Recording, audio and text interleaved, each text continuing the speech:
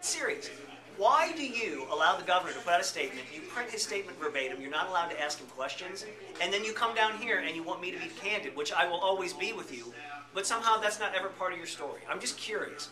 Can any of you guys, and what are there, like 7 or 8 of you, why don't you give me an answer to that? Our story will say that the governor refused to answer questions, and that's the best we can do. I get it, but I usually don't see it. it. Words in his mouth. All right, what's your question? So I think we made it very clear. I think I made it clear, and I think the chairman of the House Budget Committee made it clear in the hearing that revenue is getting a full budget for 8 months.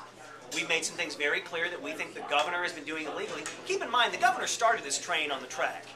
And so I guess now he wants to deflect from that. But we said we will give revenue full funding, except for we did take out the federal money for the biometrics and some other federal money that we finally discovered they had that they wouldn't tell us before. But as far as the general revenue and the operating budget, we gave them a full 8-month operating budget.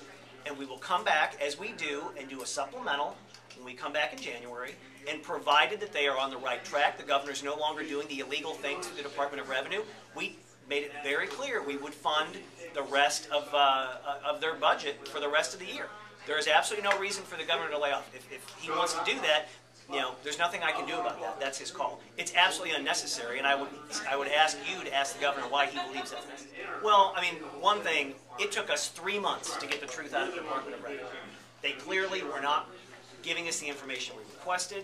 They were doing things that are in violation of several provisions of state law. We believe that through the budget and through some agreements, we've gotten the ability for them to follow the law. And so we want to make sure they do that. What we don't want to do is what happened before, which is where they tell us one thing and then turn around and do something else. And the budget is the only control we have over that. There is absolutely no reason for the governor to lay anyone off. If he chooses to do that, that's solely his own choosing.